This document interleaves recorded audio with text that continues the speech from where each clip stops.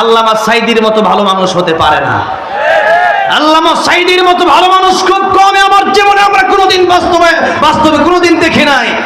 এত ভালো মানুষের বিরুদ্ধে যারা ষড়যন্ত্র করলো, কিয়ামতের ময়দানে আমরা আল্লামা সাঈদীর প্রেমিকেরা তোমাদের বিরুদ্ধে বিচার দায়ের করব। ঠিক না ঠিক জুড়ে বলেন। এই জন্য আল্লামা সাঈদী রহমাতুল্লাহ আলাইহি নিয়ে ওনার মৃত্যুর পরে আমি বুক ভরা ব্যথা নিয়ে একটি সঙ্গীত লিখেছিলাম। আল্লামা সাঈদী তুমি মরনি, শহীদ হয়েছো তুমি এটাই জানি। এই সঙ্গীতটি কোটি কোটি মানুষ শুনেছে। আমি এই জন্যই লিখেছিলাম কারণ আল্লামা সাঈদী তিনি ইসলামের পথে থেকেই তিনি মৃত্যুবরণ করেছেন। দ্বীনের পথে যারা থাকবে এদের হুকুম হচ্ছে শহীদি হুকুম। এক সাহাবী আব্দুল উজ্জা নাম ছিল। আমি কেন এই কথাটা লিখেছি, আমি সেই সাহাবীর ঘটনা থেকে আমি আল্লামা সাঈদীকে নিয়ে কথা লিখেছি। অনেকে আমাকে জিজ্ঞাসা করেছিল আল্লামা সাঈদীকে কে মেরেছে আপনি শহীদ বললেন। আমি বলেছি আল্লাহ নবীর সাহাবী আব্দুল্লাহ, তার নাম ছিল আগে আব্দুল উজ্জা রাদিয়াল্লাহু আনহু, আব্দুল্লাহ রাদিয়াল্লাহু আনহু। তিনি যখন কালিমা পড়ে মুসলমান হলেন তখন আল্লাহ নবী বললেন আব্দুল্লাহ তোমার কোনো ইচ্ছা আছে? তিনি বললেন ইয়া রাসূলুল্লাহ আমার ইচ্ছা হলো আমি যেন শহীদ হই, কারণ শহীদই মৃত্যু হলে মৃত্যুর যন্ত্রণা হয় না। সুবহান। যেটা গজল আজকে গাবো, 2 দিন আগে এক প্রোগ্রামে গেলাম, গজল গাওয়ার জন্য সবাই বলল, স্টেজ থেকে আমার একজন বললেন সাঈদী সাহেবকে নিয়ে গজল গাওয়া যাবে না। কেন? তাদের নাকি ঝামেলা। আল্লামা সাঈদী রহমাতুল্লাহ আলাইহি তিনি জীবিত ছিলেন, মানুষ তারে ভয় পাইত। আল্লামা সাঈদী রহমাতুল্লাহ আলাইহির কাছ থেকে আমাদের শিক্ষা নেওয়া দরকার। পৃথিবীর মানুষ তাকায় দেখো, আল্লামা সাঈদী এমন একজন মানুষ, জীবিত মানুষ থাকতে তো ভয় পেতই, উনি মারা যাওয়ার পরেও মানুষ আল্লামা সাঈদীকে ভয় পায়। এখন কষ্ট হয়ে যাচ্ছে, মানে আমার খুব ঠান্ডা লেগেছে। আর শুরু তো করছি সেই সেপ্টেম্বর অক্টোবরে, এখন আর মাত্র 1 মাস বাকি আছে। কোন দিন রেস্ট নিব সেই চিন্তায় আছি। বুঝি না কি? আরে বাবারে, এখন দেখি আপনাদেরকে গলার আরো আওয়াজ বেড়ে গেছে মাশাআল্লাহ। আর এখন দেখলাম এখানে ছোট বাচ্চা যেটা আরে তাকবীর দিচ্ছে। আরে বাবারে, পাওয়ার কি দেখছেন মাশাআল্লাহ। আল্লাহ যেন ইসলামের জন্য কবুল করে, বলেন আমিন। হ্যাঁ, ছোট ছোট করে একটু যতটুকু পারছি শোনাই দিচ্ছি, ঠিক আছে?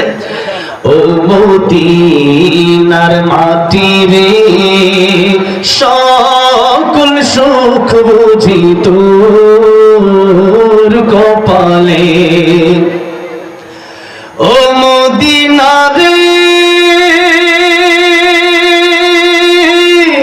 তোর বুকে আমার নবী, যার লাগে পাগল সবই, যার তোরে হইল সৃষ্টি ত্রিভুবন। কাঁদি আমি সারাক্ষণে, কখন যাব সেখানে, সহে না আর পরাণে। ও মদিনার মাটি রে,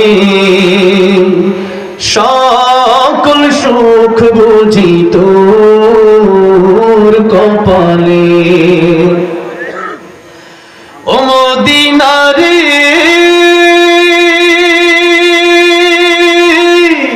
পাখি যদি হতাম আমি, উড়ে উড়ে যেতাম আমি, থাকতো না মনে কোনো যন্ত্রণা। দেহে নাই পাখায় আমার, সাথে নাই টাকায় আমার, কেমনে কেমনে যাব সেখানে। ও মদিনার মাটি রে, সকল সুখ বুঝি তোর কপালে। আল্লাহ বারবার সবাই মক্কা মদিনা যাওয়ার তৌফিক দান করেন, বলেন আমিন। ধন্য হলো যেই মদিনা, ধন্য হলো পেয়ে তবু ঠিকানা। মন আমার কাঁদে রে, প্রাণ আমার কাঁদে রে, যেতে সোনার মদিনা। यूसुफ पेते जो लेखा कदे सारा के दे छे इब्राहिम तोरे। यूसुफ पेते जो लेखा कदे सारा के दे छे इब्राहिम तोरे। सबारी सब रूप महान अल्लाह তোমায় দিয়েছে ভরে। যা আমি করতে চাই, যা আমি ধরতে চাই, যা আমি করতে চাই, যা আমি ধরতে চাই, মনে বাজে তাই মদিনা। মন আমার কাঁদে রে, প্রাণ আমার কাঁদে রে, যেতে সোনার মদিনা। মন আমার কাঁদে রে, প্রাণ আমার কাঁদে রে, যেতে সোনার মদিনা। আল্লাহ কবুল করে বলেন আমিন। তারা বলছেন ওয়া রাসূলুহু, 2 নম্বরে তোমাদের বন্ধু হবে আল্লাহর রাসূল। জোরে বলেন বন্ধু হবে কে? কারণ এই দুনিয়াতে আমার নবী জন্মের পর থেকে মৃত্যু পর্যন্ত কাঁদলেন উম্মতি উম্মতি বলে। কার জন্য কাঁদলেন? কার জন্য কাঁদলেন? উম্মতি উম্মতি বলে কাঁদলেন নবী জীবন ভরে। এখনো কাঁদেন নবী পাপী উম্মতের মায়ায়। পাইলে নিরালাই গো নবী, পাইলে নিরালাই, পাইলে নিরালাই গো নবী, পাইলে নিরালাই। আমি নুরানি কপাল চুমু খাবো, নুরানি কপাল চুমু খাবো, চরণ ধুলি মাখবো গায়ে। পাইলে নিরালাই গো নবী, পাইলে নিরালাই, পাইলে নিরালাই গো নবী, পাইলে নিরালাই। এই জন্য 2 নম্বর বন্ধু হবেন আল্লাহর রাসূল। জোরে বলেন 2 নম্বর বন্ধুকে। এবার আসেন আল্লাহর নবী বিশ্ব নবী রাহমাতুল লিল আলামিন কিয়ামতের ময়দানে সমস্ত মানুষের কথা কেন বন্ধু বানাবেন? শেষ কথা বলছি। কিয়ামতের ময়দানে সমস্ত মানুষ, আপনার বাবা মা বলবে ইয়া নফসি নফসি, আপনি নিজে বলবেন নফসি,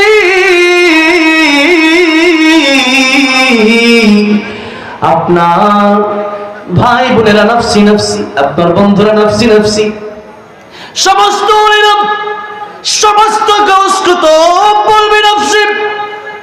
আদম আলাইহিস সালাম থেকে ঈসা আলাইহিস সালাম পর্যন্ত যত নবী রাসূল পৃথিবীতে এসেছিলেন সবাই বলবে নফসি নফসি।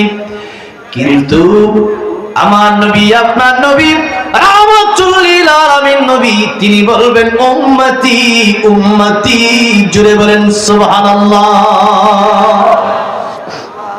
নবীজি বলবেন উম্মতি, তখন আমার আল্লাহ আমার নবীর সুপারিশ মঞ্জুর করে গুনাহগার উম্মতদেরকে জান্নাতের মালিক বানায় দেবেন। সুবহানাল্লাহ। চিন্তা করে দেখেন কিয়ামতের ময়দানে কেউ কাজে আসবে না আমার নবী ছাড়া। তাহলে সেই নবীকে আপন বানানোর দরকার আছে না নাই? আর সেই নবীকে আপন বানাবে কেমনে? মানে হাব্বা সুন্নতি ফাকাদ হাব্বানি ওয়া মান আহাব্বানি কানা মাই ফিল জান্নাহ। নবীর সুন্নাত আমাদের জীবনে বাস্তবায়ন করার প্রয়োজন আছে না নাই? 3 নম্বরে বন্ধু বানাবেন ইমানদারকে।